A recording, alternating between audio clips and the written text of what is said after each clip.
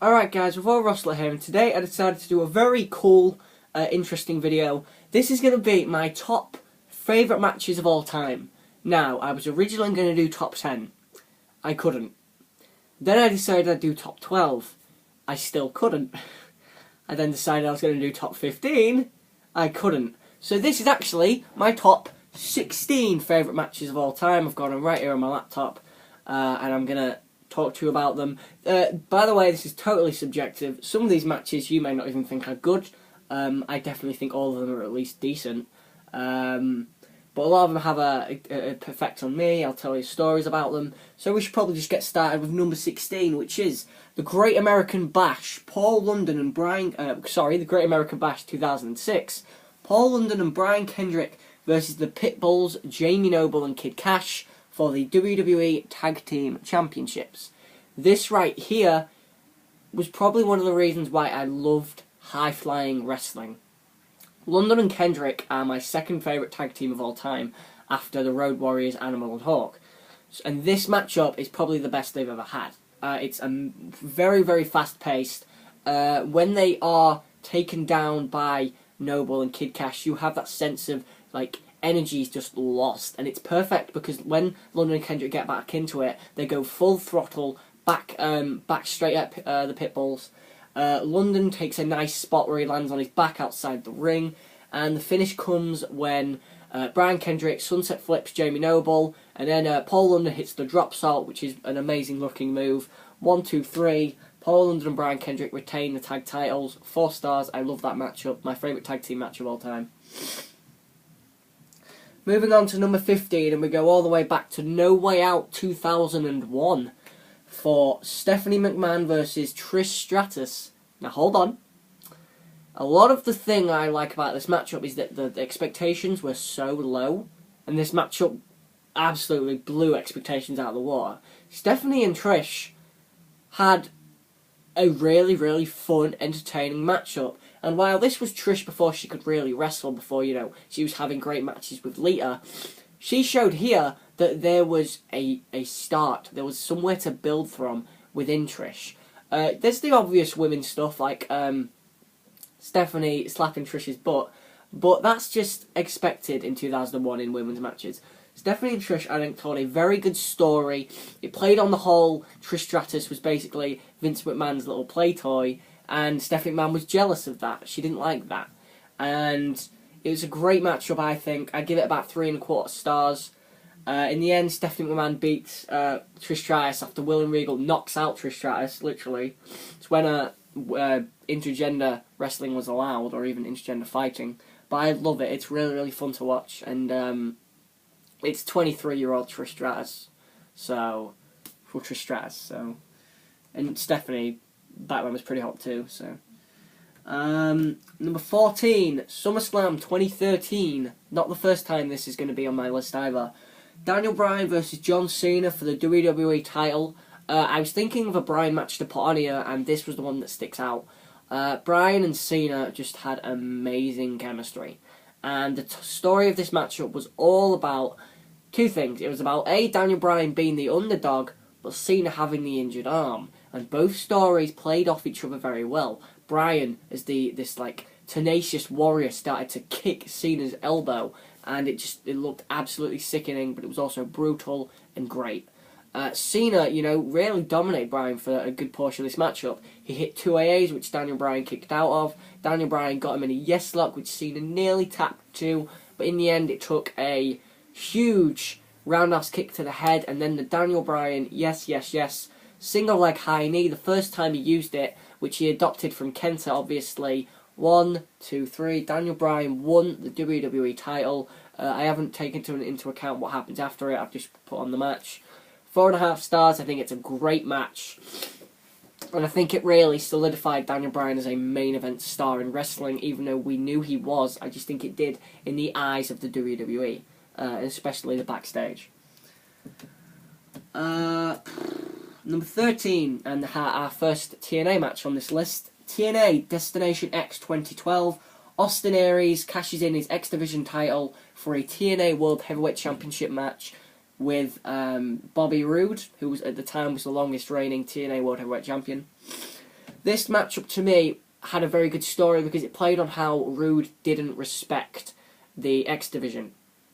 And it was well done because he showed that in this match. His furiosity and his brutality towards Aries was supposed to be his representation of the X Division. And Aries was the X Division's chosen guy. You know, he had the X Division title, he cashed in option C and decided, I'm going to go for the world title. I want to show that the X Division can do it. And it was perfect for the event Destination X.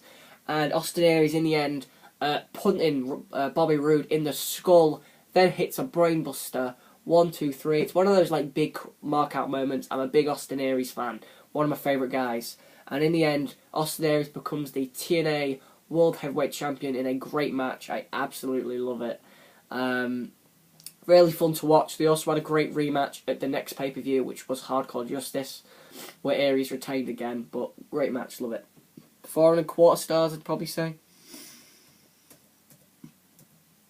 Number 12, and this one is Ring of Honor. This is a joint Ring of Honor and NJPW, so New Japan Pro Wrestling pay-per-view. This is ROH Cross NJPW War of the World 2014, and it was Shinsuke Nakamura versus Kevin Steen. And this matchup isn't incredibly long, it's around 13 minutes.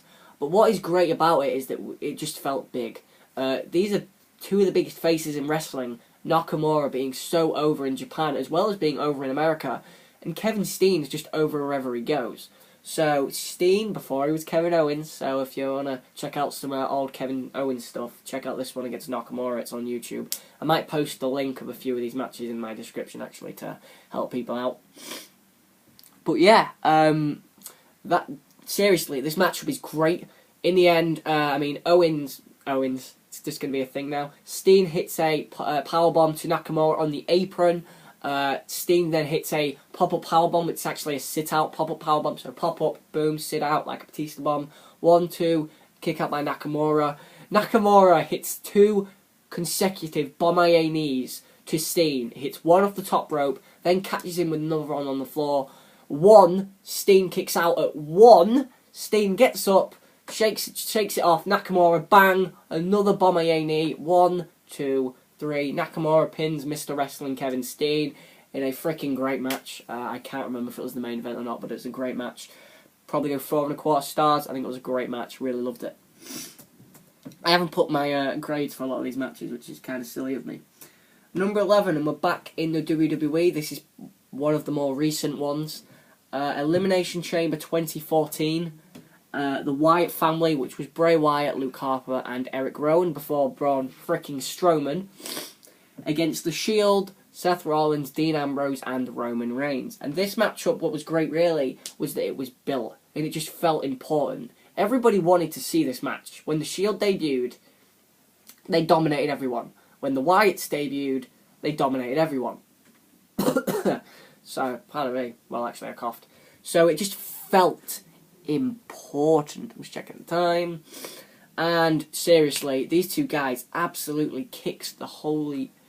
I mean, these teams had an amazing 25-plus minute match where Bray Wyatt and Ambrose had this like little feud, which actually would, of course, be a feud later on in the year. And Rollins just... insane. He actually reversed and countered a German suplex off the top rope, stood straight back up, and then clotheslined Luke Harper over the ropes. But in the end, the Wyatt family chokeslam Rollins through a table, and then Bray Wyatt takes Dean Ambrose out into the crowd, and we never find out what happens to him. I would have maybe liked to see him crawl back to the ring. And Roman Reigns is left with the 3 members of the Wyatts, and this was when Roman Reigns wasn't unstoppable. So he's there, and he fights off Harper, he fights off Rowan. Then he gets caught, Sister Abigail. 1, 2, 3. The Wyatts reign supreme over the Shield in an amazing match. 4.5 stars. I absolutely love it. Number 10, and this is the only WCW match on this list, and I think it's the best WCW match of all time. Halloween Havoc 1997. Rey Mysterio Jr. against Eddie Guerrero for the WCW Cruiserweight Championship. This is an amazing matchup, and this match is so quick. It's like 13 minutes and 17 seconds, and it's just so quick. Every point hits it. Guerrero trying to rip Rey's mask. Rey, in the end, with an awesome finish, he actually counters a Hurricane Rana. Actually, no, he actually counters Guerrero going for a powerbomb off the top. He counters it, Hurricane Rana, like a kind of Frankensteiner. It's like a snap Frankensteiner. Pin 1, 2, 3. Rey Mysterio Jr. was the new WCW Cruiserweight Champion. Loved it. Awesome matchup. 4 3/4 stars. I think it's the best WCW match in history. Number 9, and this one is the most recent on this list. Wrestle Kingdom 10. Now, which one have I gone with?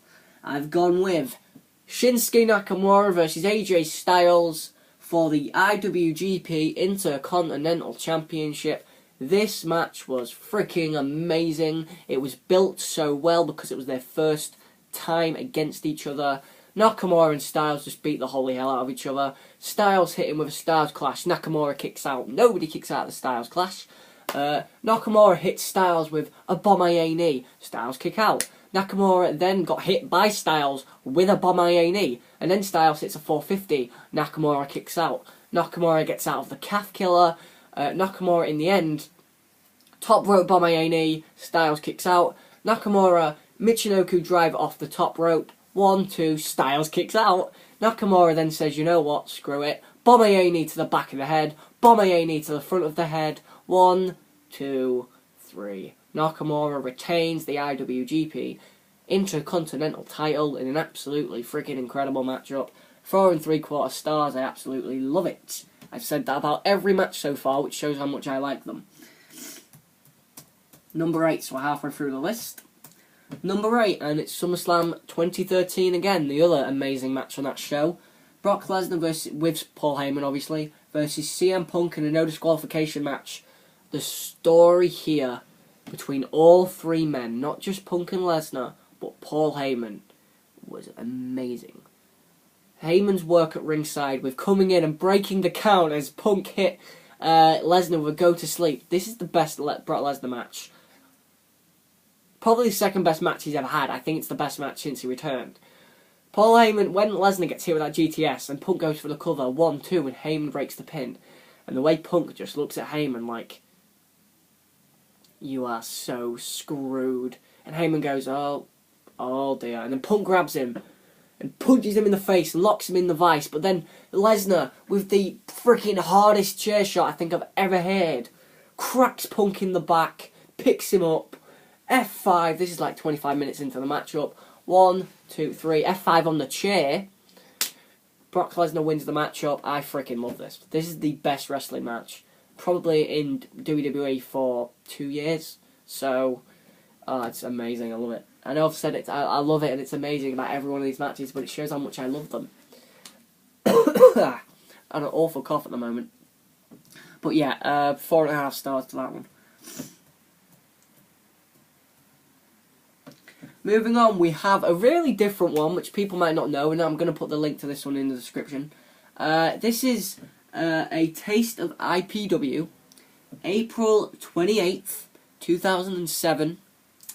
It's Pac, which was Adrian Neville, against El Generico, which is Sami Zayn, in a 2 out of 3 falls match.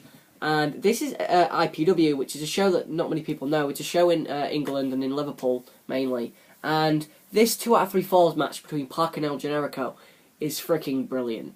I think the first fall was very, very quick, and it was basically feeling each other out, trying to get each other. I believe this was the 3rd time they'd ever fought, but this one, it was the first time, I believe, in Britain.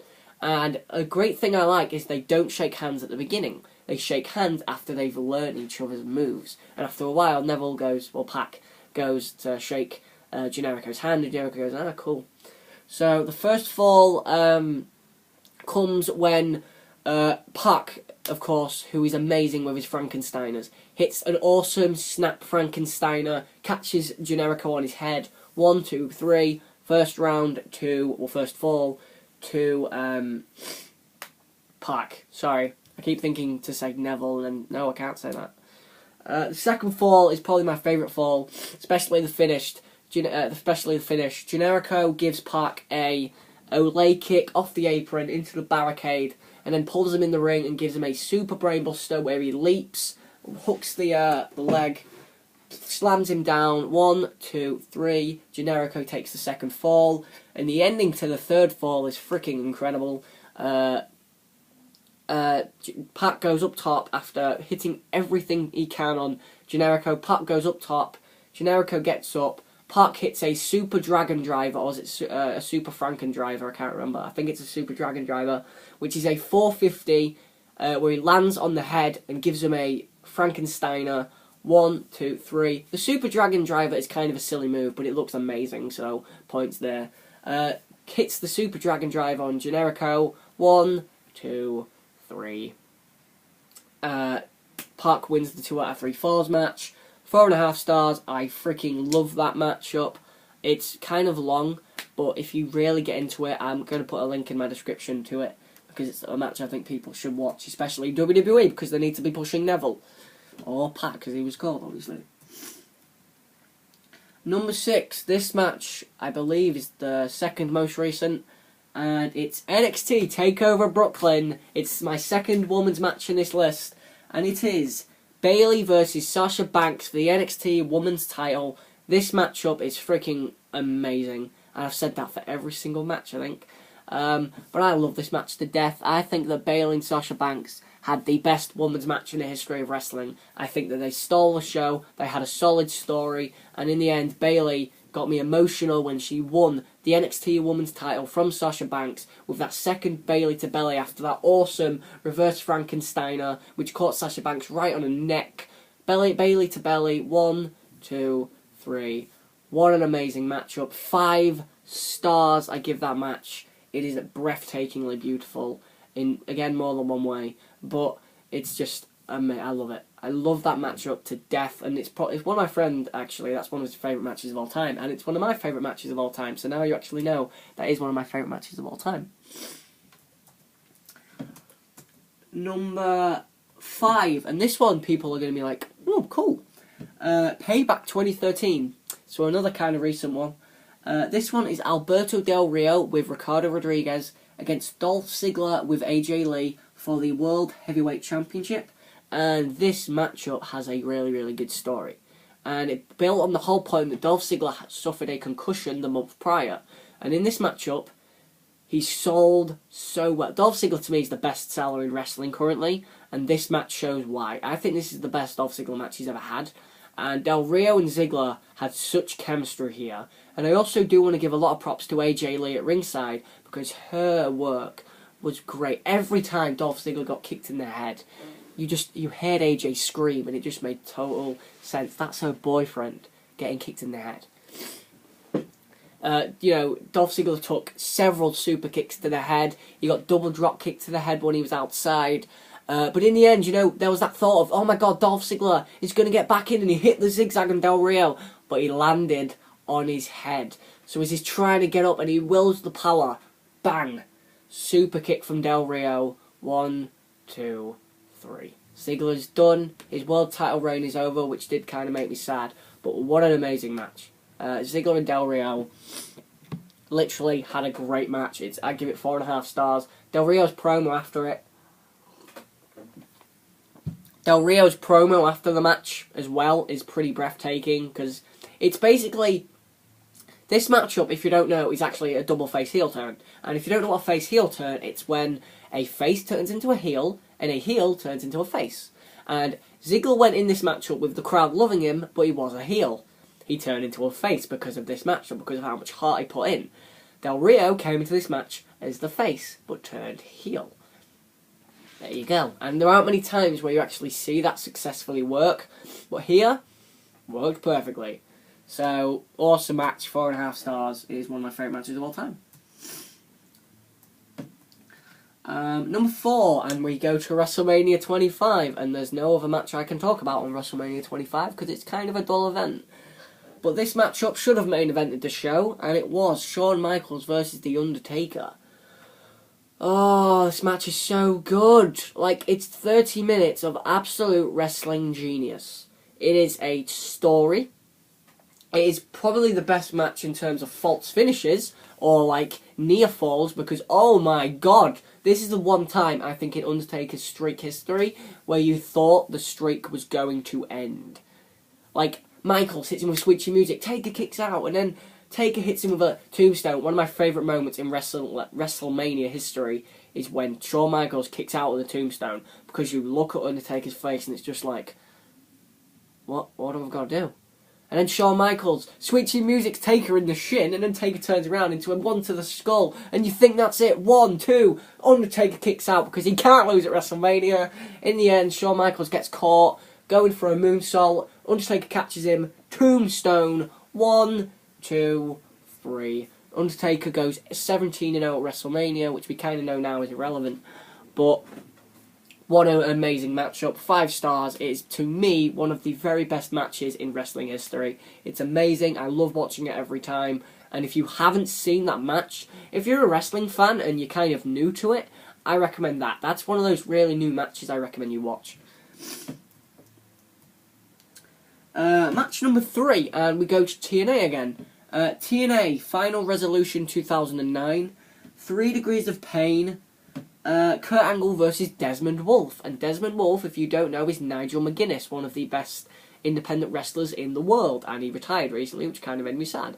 But this match, this 3 Degrees of Pain match, was brutal. And basically, in 3 Degrees of Pain match, what happened was, the first fall was by pinfall.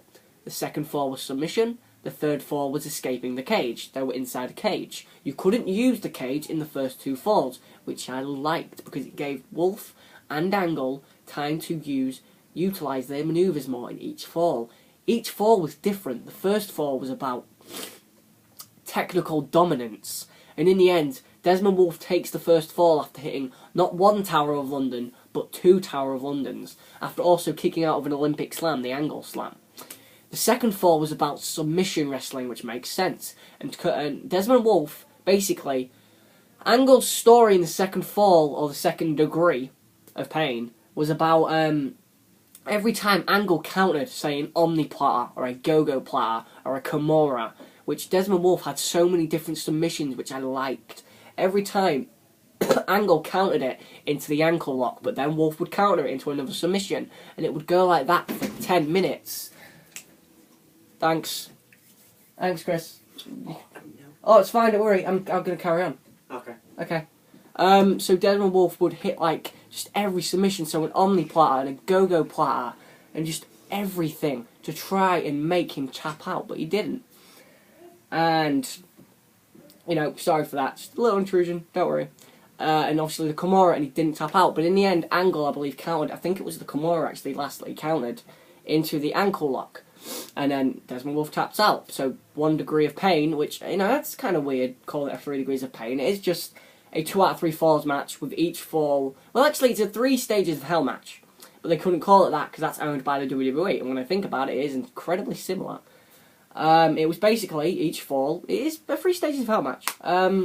So the last fall was the escape the cage. And this one was all about escaping the cage. And in the end, Desmond Wolfe tries to escape the cage. Kurt Angle catches him, ankle lock, and he pulls, and he doesn't let go. Angle then tries to climb over. Wolfe realises he's climbing. Angle pulls himself out of the door. Desmond Wolfe, pulls himself, a little bit discombobulated. Desmond Wolfe pulls himself out of the door, but Angle touches the ground mat first. Kurt Angle wins the 3 degrees of pain match. Bloody brilliant. I loved it. 4.5 stars, my favourite TNA match of all time. Number 2, and Royal Rumble 2003, Chris Benoit versus Kurt Angle for the WWE title. You knew Chris Benoit had to be on this list somewhere, and he's right here in this matchup with Kurt Angle, which is freaking brilliant. Angle and Benoit had such chemistry, and I feel like in singles matches this is their top one.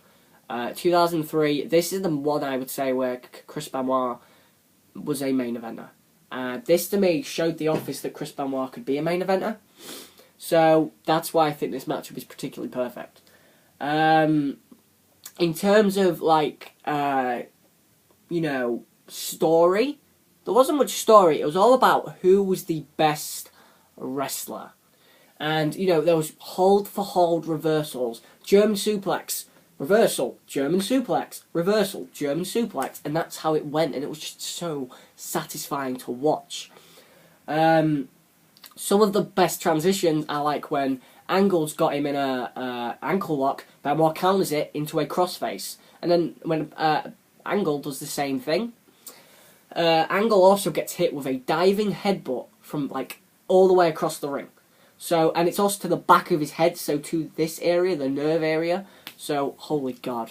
But in the end, Angle locks Chris Benoit in a really nasty looking ankle lock. Benoit has to tap out. 5 stars. Kurt Angle retains the WWE title in a freaking incredible match. I love it to death. So my number 1 favourite match of all time we move on to. And if you know me, you know what this is. And it's, if you don't know me and you know I like Chris Benoit, you probably know what this is anyway. WrestleMania 20 triple threat match. Chris Benoit versus Triple H versus Shawn Michaels for the WWE, for the World Heavyweight Championship, sorry. I love this triple threat match because it's the best triple threat match in wrestling history. It is a 5-star WrestleMania masterpiece. It is the best main event to me in WrestleMania history, maybe apart from Rock Austin at 17. It is a technical clinic from Benoit. It is so perfectly done. Every time one of the superstars is thrown out of the ring, it has purpose to it. The suplex, double suplex through the table is awesome. There are so many near falls, so many fast counts, so many false finishes. And in the end, Chris Benoit back body drops Michaels as he goes for that switching music. Gets Triple H, locks him in the crossface, and Triple H taps out.